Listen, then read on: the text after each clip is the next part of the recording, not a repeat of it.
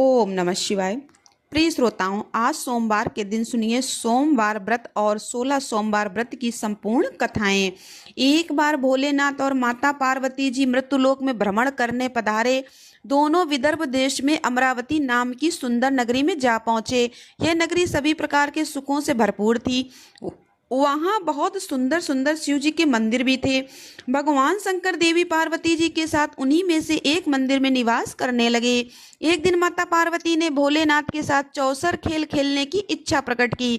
भगवान शिव ने उनकी बात सुन ली और वे दोनों चौसर खेलने लगे। तभी मंदिर का पुजारी पूजा करने आया। माता पार्वती ने पुजारी जी से पूछा, पुजारी जी बताओ हम में से कौन जीतेगा। पुजारी जी ने कहा, महादेव जी ही जीतेंगे। थोड़ी ही देर बाद खेल समाप्त हुआ तो विजय देवी पार्वती जी की हुई।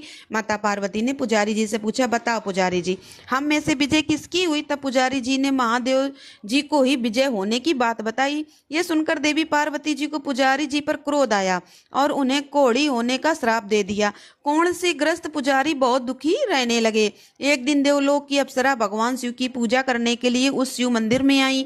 पुजारी जी का कोढ़ की अवस्था देखकर दया भाव से पूछताछ करने लगी। तब पुजारी जी ने सारी बात अप्सरा को बता दी। उनमें से एक अप्सरा बोली, आप सभी व्रतों में श्रेष्ठ 16 सोमवार के व्रत करो, इससे शिव जी प्रसन्न होंगे और वे तुम्हारे कष्ट अवश्य दूर करेंगे। पुजारी जी ने इस व्रत की विधि पूछी। तब अप्सराओं ने बताया, सोमवार के दिन व्रत रखो, स्वच्छ वस्त्र धारण करो, संध्या और उपासना के बाद आधा किलो गेहूं का आटा लेकर इसके 3 भाग करो।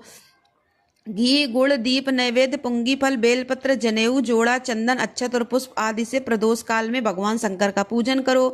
3 भागों में से 1 भाग शिव जी को अर्पण करो, बाकी 2 शिव जी के प्रसाद के रूप में उपस्थित जन को बांट दो, खुद भी प्रसाद ग्रहण करो। इस तरह 16 सोमवार व्रत करो। 17वें सोमवार को पाव भर की पवित्र आटे की बाटी बनाओ, उसमें घी और गुड़ मिलाकर चूरमा बनाओ, शिव जी को भोग लगाकर उपस्थित भक्तों में बांट दो। इसके बाद परिवार सहित प्रसाद ग्रहण करो तो इससे सभी मनोरथ पूर्ण हो जाते हैं। ऐसी बात बताकर अप्सराएं चली गईं। पुजारी जी ने अप्सराओं की बताई विधि अनुसार 16 सोमवार के व्रत किए, जिसके पुण्य प्रताप से भगवान शिव की कृपा और माता पार्वती की दया से पुजारी जी को मुक्त हो गए और आनंद से रहने लगे। कुछ समय के बाद भगवान शिव और देवी पार्वती जी वापस उसी मंदिर में आए। देवी पार्वती ने पूछा, पुजारी जी को निरोगी देखकर कारण पूछा तो पुजारी जी ने 16 सोमवार व्रत की महिमा बताई। पार्वती जी खुद भी 16 सोमवार का व्रत रखने के लिए तैयार हो गईं और इस व्रत को करने से उनके रूठे हुए पुत्र कार्तिकेय जी देवी पार्वती जी के आज्ञाकारी हो गए। कार्तिकेय जी ने जब माता से पूछा कि माता आपने ऐसा क्या किया जिससे मेरा हृदय परिवर्तन हो गया, तब देवी पार्वती ने 16 सोमवार की कथा उन्हें सुना दी। कार्तिकेय जी ने अपने विशेष मित्र से जो कहीं खो गया था उससे मिलने की कामना में 16 सोमवार के व्रत किए तो उनका खोया हुआ मित्र उन्हें जल्दी मिल गया। मित्र ने इस आकस्मिक मिलन का कारण पूछा तो कार्तिकेय जी ने उसे 16 सोमवार व्रत करना बताया। मित्र ने व्रत की विधि विधान पूछा और स्वयं के विवाह की मनोकामना से 16 सोमवार के व्रत धारण किए। इसके बाद कार्तिकेय जी का मित्र एक स्वयंवर सभा में गया तो वहां की राजकुमारी ने आकर्षित होकर उसके गले में वरमाला डाल दी और उसे अपना पति स्वीकार कर लिया। तब राजा ने बहुत सारा धन और सामान देकर उसको भेजा। अब वे दोनों सुख से रहने लगे। जब 16 सोमवार के व्रत का उसकी पत्नी को पता लगा तो उसने पुत्र प्राप्ति की कामना से 16 सोमवार के व्रत किए। उसके कुछ समय बाद एक अति सुंदर, सुशील और बुद्धिमान पुत्र प्राप्त हुआ। जब वह बड़ा हुआ तो उसने अपनी माँ से 16 सोमवार के व्रत की गाथा सुनी। तब उसने भी राज अधिकार प्राप्त करने के लिए 16 सोमवार के व्रत शुरू कर दिए। एक राजा को अपनी कन्या के लिए योग्य पुरुष की खोज थी। राजा ने अपनी कन्या का विवाह उस सर्वण संपन्न पुरुष से कर दिया। राजा के कोई पुत्र नहीं था तो उसने अपने दामाद की योग्यता देखकर उसे राजा बना दिया। राजा बनने के बाद भी वह 16 सोमवार के व्रत करता। 17वां सोमवार आने पर उसने अपनी पत्नी से शिव जी की पूजा के लिए मंदिर चलने को कहा तो उसने दासियों से कहकर पूजा की सामग्री तो भिजवा दी लेकिन खुद नहीं गई। अब इधर राजा ने शिव जी की पूजा समाप्त की तो आकाशवाणी हुई, हे राजा, अपनी रानी को राजमहल से निकाल दें, नहीं तो वो सर्वनाश हो जाएगा। राज दरबार में आकर सभासदों से विचार विमर्श किया और सर्वनाश के भय से रानी को राजमहल से निकाल दिया गया। अपने दुर्भाग्य को कोसती हुई रानी नगर से बाहर चली गई। दुखी मन से चलते हुए वह एक गांव में जा पहुंची। वहां पर एक बूढ़ी माई थी जो सूत बेचा करती थी। बूढ़ी माई ने दया करके रानी को अपने साथ सूत बेचने के लिए रख दिया। जब से रानी को साथ रखा बूढ़ी माई का तो सूत बिकना ही बंद हो गया। बूढ़ी माई ने रानी से वहां से जाने को कह दिया। अब रानी एक तेली के यहाँ काम मांगने गई। उसी समय तेली के मटके चटक गए, सारा तेल बह गया। तेली ने भी उसे वहां से भगा दिया। दुखी होकर रानी एक नदी के पास गई तो नदी का सारा पानी सूख गया।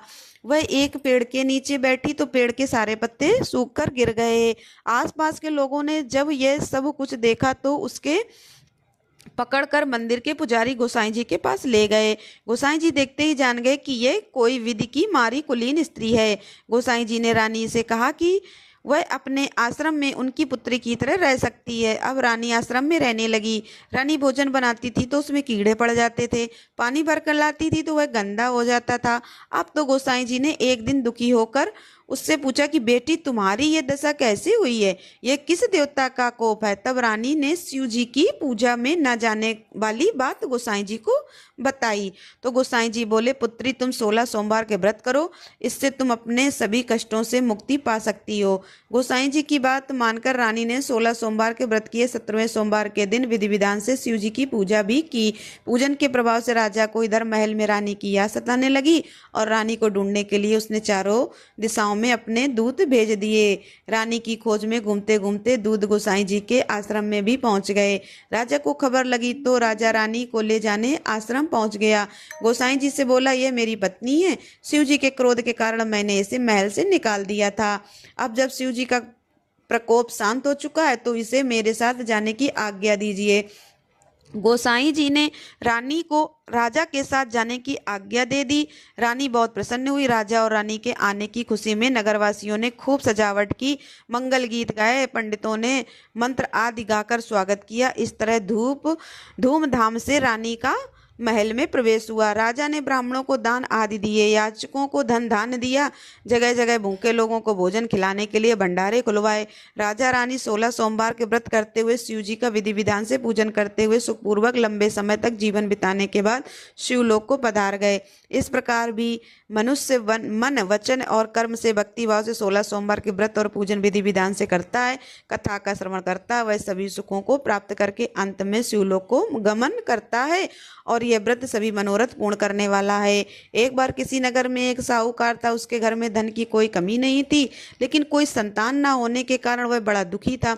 संतान प्राप्ति के लिए वह हर सोमवार को व्रत रखता था और पूरी श्रद्धा के साथ शिव मंदिर जाकर भगवान शिव और माता पार्वती की पूजा किया करता था। उसकी भक्ति देखकर एक दिन माँ पार्वती प्रसन्न होकर भगवान शिव से साहूकार की मनोकामना पूर्ण करने का निवेदन करती हैं। पार्वती जी के आग्रह पर भगवान शिव ने कहा, हे देवी, इस संसार में हर प्राणी को उसके कर्मों का फल मिलता है और जिसके भाग्य में जो हो उसे भोगना ही पड़ता है। लेकिन पार्वती जी ने साहूकार की भक्ति देखकर उसकी मनोकामना पूर्ण करने की इच्छा व्यक्त की। माता पार्वती के आग्रह पर भगवान शिव ने साहूकार को पुत्र प्राप्ति का वरदान तो दे दिया, लेकिन उन्होंने बताया कि यह बालक केवल 12 वर्षों तक ही जीवित रहेगा।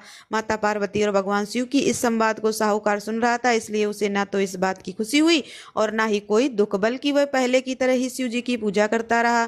कुछ समय के बाद साहूकार की पत्नी ने एक पुत्र को जन्म दिया। जब वह बालक 11 वर्ष का हुआ तो उसे पढ़ने के लिए काशी भेज दिया गया। साहूकार ने पुत्र के मामा को बुलाकर उसे बहुत सारा धन देते हुए कहा कि तुम इस बालक को काशी विद्या पढ़ने के लिए लेकर जाओ। तुम लोग रास्ते में यज्ञ कराते जाना और ब्राह्मणों को भोजन दक्षिणा देते हुए जाना। दोनों मामा भांजे इसी तरह यज्ञ कराते और ब्राह्मणों को दान दक्षिणा देते काशी नगरी निकल पड़े।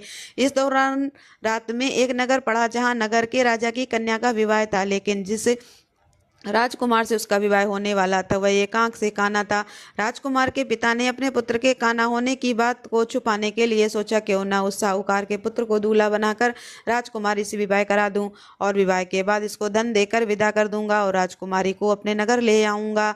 लड़के को दूल्हे के वस्त्र पहनाकर राजकुमारी से विवाह करा दिया गया। साहूकार का पुत्र ईमानदार था, उसे यह बात सही नहीं लगी, इसलिए उसने अवसर पाकर राजकुमारी के दुपट्टे पर लिख दिया कि तुम्हारा विवाह तो मेरे साथ हुआ है, लेकिन जिस राजकुमार के संग तुम्हें भेजा जाएगा वो एक आंख से काना है। मैं तो काशी विद्या पढ़ने जा रहा हूँ। जब राजकुमारी ने चुन्नी पर लिखी बातें पढ़ी तो उसने अपने माता पिता को यह बात बताई। राजा ने अपनी पुत्री को विदा नहीं किया, फिर बारात वापस चली गई। दूसरी ओर साहूकार का पुत्र और उसका मामा काशी पहुंचे और वहां जाकर उन्होंने यज्ञ किया। जिस दिन साहूकार का पुत्र 12 वर्ष का हुआ उस दिन भी यज्ञ का आयोजन था। लड़के ने अपने मामा से कहा कि मेरी तबीयत कुछ ठीक नहीं है। मामा ने कहा तुम अंदर जाकर आराम कर लो। भगवान शिव के वरदान अनुसार कुछ ही देर में उस बालक के प्राण निकल गए। मृत भांजे को देखकर उसके मामा ने विलाप करना शुरू कर दिया। संयोगवश उसी समय भगवान शिव और माता पार्वती उधर से जा रहे थे। पार्वती जी ने भोलेनाथ से कहा, स्वामी मुझे इसके रोने का स्वर सहन नहीं हो रहा है, आप कृपया इस व्यक्ति के कष्ट को अवश्य दूर कीजिए। जब भगवान शिव मृत बालक के समीप गए तो वह बोले कि यह उसी साहूकार का पुत्र है जिसे मैंने 12 वर्षों की आयु का वरदान दिया था। अब आज इसकी आयु पूरी हो चुकी है। लेकिन मातृभाव के विभोर माता पार्वती जी कहने लगी, हे महादेव, आप इस बालक को और आयु देने की कृपा करें, नहीं तो इसके वियोग में इसके माता पिता भी तड़प तड़प कर मर जाएंगे। माता पार्वती के पुनः आग्रह पर भगवान शिव ने उस लड़के को जीवित होने का वरदान दिया। शिव जी की कृपा से वह लड़का जीवित हो गया। शिक्षा पूरी करके लड़का मामा के साथ अपने नगर की ओर वापस चल पड़ा। दोनों चलते हुए उसी नगर में पहुंचे जहां उसका विवाह हुआ था। उस नगर में भी उन्होंने यज्ञ का आयोजन किया। उस लड़के ने ससुर ने उसे पहचान लिया और महल में ले गए। महल में जाकर उसकी खूब आवभगत की और अपनी पुत्री को धूमधाम से विदा कर दिया। इधर साहूकार और उसकी पत्नी भूखे प्यासे रहकर अपने बेटे की प्रतीक्षा कर रहे थे। उन्होंने प्रण कर रखा था कि अगर उन्हें अपने बेटे की मृत्यु का समाचार मिला तो वह भी प्राण त्याग देंगे, परंतु अपने बेटे के जीवित होने का समाचार पाकर वे बेहद प्रसन्न हुई। उसी रात भगवान शिव ने साहूकार के स्वप्न में आकर कहा, हे सृष्टि, मैंने तेरे सोमवार के व्रत करने और व्रत कथा सुनने से प्रसन्न होकर तेरे पुत्र को लंबी आयु प्रदान की है। इसी प्रकार जो कोई सोमवार व्रत करता है या कथा सुनता है और पढ़ता है उसके सभी दुख दूर होते हैं और सभी मनोकामनाएं पूर्ण होती हैं। सभी प्रेम से बोलिए भोले शंकर भगवान की जय, माता पार्वती की जय। माता पार्वती और शंकर भगवान की कृपा पाने के लिए वीडियो को लाइक और चैनल को सब्सक्राइब अवश्य करिएगा। जिन्होंने श्रद्धा से सोमवार का व्रत किया, यह पावन कथा सुनी और भगवान शिव का पूजन किया, उनके जीवन से समस्त दुख, रोग, शोक और संकट दूर होते हैं। यह व्रत न केवल सांसारिक सुखों को प्रदान करता है बल्कि भगवान शिव की अपार कृपा से आत्मिक शांति, मोक्ष और चिर सुख की प्राप्ति भी कराता है। अब आइए हम पूर्ण समर्पण और सच्चे मन से भगवान से प्रार्थना करते हैं। हे नीलकंठ भगवान शिव, आप भोले हैं, दयालु हैं, आशुतोष हैं। हमने जो कुछ भी पूजा, व्रत और कथा श्रवण किया है उसमें यदि कोई त्रुटि रह गई हो तो क्षमा करें। हमें अपने चरणों में अटल भक्ति और जीवन में सच्ची समझ प्रदान करें। हमारे जीवन से अज्ञान, अहंकार और अधर्म का नाश करें। शिव शिव कहकर हम जीवन की राह पर चलें, यही हमारा संकल्प है। ओम नमः शिवाय। सोमवार व्रत की महिमा अमोघ है। जो भक्त सच्चे मन से इसका पालन करते हैं उनके जीवन में धन, वैभव, संतान सुख, वैवाहिक सुख और सभी मनोरथों की पूर्ति निश्चित होती है। एक बार पृथ्वी पर लगातार 12 वर्ष तक भयंकर अकाल पड़ गया। अकाल के समय न ही कहीं आसमान में बादल दिखाई दिए, न ही धरा पर कहीं हरियाली। सभी झील, तालाब, नदी, नाले सूख गए। समस्त सृष्टि में हाहाकार मच गया। प्राणी जल की बूंद बूंद के लिए तरस गए और भूख से निष्प्राण होकर तड़पने लगे। इंद्र देवता को प्रसन्न करने के लिए लोग तरह तरह की प्रार्थना, अर्चना, पूजा करते, मगर मेघ थे कि गायब ही हो चुके थे। किसान अपनी सोने जैसी धरती के बंजर को हो जाने के भय से हर समय प्रार्थना में लीन रहते। सूर्य अपने प्रकाश को जिसे अग्नि के रूप में धरती पर डाल रखा था उससे समस्त जीव जंतु अकाल मृत्यु को प्राप्त होने लगे। फिर भयंकर गर्मी में एक किसान ने अचानक अपने खेतों में हल जोतना शुरू कर दिया। संयोगवश भगवान शिव और देवी पार्वती जी भ्रमण करते हुए वहीं आ पहुंचे। कमजोर शरीर वाले उस किसान को बंजर धरती पर हल चलाते और पसीने से लथपथ हुए जब माता पार्वती ने देखा तो उनका हृदय पसीज गया। वो सोचने लगी, यह किसान बिना जल के धरती पर हल क्यों चला रहा है? जब तक अकाल की स्थिति है, हल चलाने का तो कोई औचित्य ही नहीं होगा। इसी सोच में डूबी हुई माता पार्वती जी से भगवान शिव बोले, देवी क्या सोच रही हो? तब भगवान शिव से देवी पार्वती जी बोली, देव पिछले कई वर्षों से अकाल पड़ा हुआ है। बिना वर्षा के इस बंजर धरती पर कुछ भी तो नहीं उगेगा। फिर इस किसान को क्या पड़ी है जो इस भयंकर गर्मी में धरती पर हल चला रहा है? इससे वह खुद भी परेशान हो रहा है और बेचारे भूखे प्यासे बैल भी परेशानी में हैं। क्या इस किसान को लगता है कि वर्षा होगी? देवी पार्वती जी की बात सुनकर भगवान शिव बोले, देवी नहीं, इसे कोई पूर्वाभास नहीं है कि वर्षा होने वाली है। अकाल के 12 वर्षों का समय बीत जाने से इसे इस बात का भी आभास है कि निकट भविष्य में वर्षा होने का कोई संकेत नहीं है। तब देवी पार्वती जी ने भगवान शिव की बात को बीच में ही काटते हुए कहा, देव फिर यह व्यक्ति मूर्खता क्यों कर रहा है? क्यों ये सूखे बंजर खेत में हल चला रहा है? तब माता पार्वती जी की शंका का समाधान करते हुए भगवान बोले, देवी यह व्यक्ति मूर्ख नहीं है, इसे सब कुछ पता है, फिर भी यह हल इसलिए चला रहा है कि कहीं इस लंबे अकाल में निठल्ले बैठे रहने से वह हल चलाना ही न भूल जाए। भगवान शिव का उत्तर पाकर देवी पार्वती उस किसान के कष्टों के निवारण का उपाय ढूंढने लगी। जानती थी देवी कि भगवान शिव जब भी अपना वर्षादायी शंख बजाते हैं तो वर्षा होने ही लगती है। तब उन्होंने भगवान शिव से कहा, प्रभु किसान यह सोचकर ही कहीं वह हल चलाना ही न भूल जाए, कितना कष्ट उठाकर हल चला रहा है। लेकिन प्रभु आपने भी तो इतने वर्षों से अपना वर्षादायी शंख नहीं बजाया है, कहीं ऐसा ना हो कि आप भी शंख बजाना भूल जाएं। तब भोलेनाथ तपाक से बोले, नहीं पार्वती, ऐसा कैसे हो सकता है कि मैं शंख बजाना भूल जाऊं? तब पार्वती जी भी झट से बोली, क्यों नहीं प्रभु, ऐसा क्यों नहीं हो सकता? इतने वर्षों से आपने शंख नहीं बजाया, ऐसे में हो सकता है इस किसान की तरह आप भी शंख बजाना ही भूल गए हों।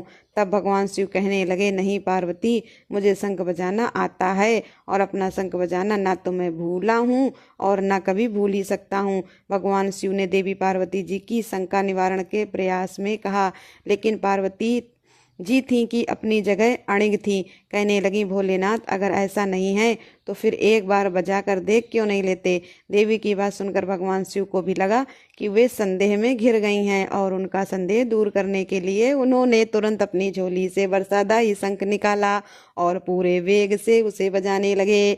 बस फिर क्या था, शंखनाद होते ही समूचे आकाश में मेघ गिराए। काले रंग के घनघोर बादल आकाश में हो और बारिश ना हो, ऐसा भला कैसे हो सकता है? फिर भगवान शिव पूरे वेग से शंखनाद करते रहे और मेघ भी पूरे जोर शोर से बरस पड़े। देखते देखते मूसलाधार बारिश होने लगी। समूची धरती जलमग्न हो उठी। इतनी बारिश हुई कि सारी धरती की प्यास बुझ गई। अब किसान नाचने लगे, मनुष्य हैं क्या, समस्त पशु पक्षी भी भगवान शिव की इस कृपा से धन्य हो उठे थे। माता पार्वती इस समूचे संसार की प्रसन्नता से गदगद हो उठी। माता पार्वती जो अपनी व्यवहार कुशलता के कारण पृथ्वीवासियों को संकट से बचाने के कारण ही जगदम्बा कहलाई, वे भगवान शिव से मुस्कुराते हुए बोली, स्वामी आप तो सचमुच भोले भंडारी हैं। भगवान शिव भी समझ चुके थे कि देवी पार्वती ने उनसे शंख बजाने का आग्रह बार बार क्यों किया था। यह थी आज की पावन कथाएं। सभी प्रेम से बोलिए, ओम नमः पार्वती पते हर हर महादेव। अब सुनिए भोलेनाथ जी की आरती। ओम जय शिव ओमकारा, स्वामी हरे जय शिव ओमकारा, ब्रह्मा विष्णु सदा शिव अर्धांगी धारा। ओम जय शिव ओमकारा, एकानन चतुरानन पंचानन राजे, स्वामी पंचानन राजे, हंसासन गरुणासन वृषवाहन साजे। ओम जय शिव ओमकारा, स्वामी हरे जय शिव ओमकारा। एकानन चतुरानन पंचानन राजें स्वामी पंचानन राजें हंसासन गरुणासन वृषवाहन साजें। ओम जय शिव ओमकारा स्वामी हरे जय शिव ओमकारा। दो भुज चार चतुर्भुज दस भुज अति सोहें स्वामी दस भुज अति सोहें। तीनों रूप निरखता त्रिय गुण जन मन मोहे। ओम जय शिव ओमकारा स्वामी हरे जय शिव ओमकारा। अछमाला वनमाला मुडमाला धारी स्वामी मुडमाला धारी। चंदन मृग मद सोहे चंदा शुभकारी। ओम जय शिव ओमकारा स्वामी हरे जय शिव ओमकारा। श्वेतांबर पीतांबर बाघांबर अंगे स्वामी बाघांबर अंगे। सनकादिक ब्रह्मादिक भूतादिक संगे। ओम जय शिव ओमकारा स्वामी हरे जय शिव ओमकारा। कर के मध्य कमंडल चक्र त्रिशूलधारी स्वामी चक्र त्रिशूलधारी। दुखहारी सुखकारी दुखहारी सुखकारी जगपालनकारी। ओम जय शिव ओमकारा स्वामी हरे जय शिव ओमकारा। त्रिगुण स्वामी जी की आरती जो कोई जन गावे स्वामी प्रेम सहित गावे। कहते शिवानंद स्वामी भजते हरि हर स्वामी मनवांचित फल पावे। ओम जय शिव ओमकारा स्वामी हरे जय शिव ओमकारा। ब्रह्मा विष्णु सदा शिव जानते अविवेका स्वामी जानते अविवेका। प्रणवाक्षर के मध्य ये तीनों एका। ओम जय शिव ओमकारा स्वामी हरे जय शिव ओमकारा। त्रिगुण स्वामी जी की आरती जो कोई जन गावे स्वामी प्रेम सहित गावे। कहते शिवानंद स्वामी भजते हरि हर स्वामी मनवांचित फल पावे। ओम जय शिव ओमकारा स्वामी हरे जय शिव ओमकारा। बोलो शंकर भगवान की जय। बोलो पार्वती मैया की जय। दोस्तों, शंकर भगवान और पार्वती माँ की ऐसे ही कृपा पाने के लिए वीडियो को लाइक और चैनल को सब्सक्राइब अवश्य करिएगा। धन्यवाद दोस्तों।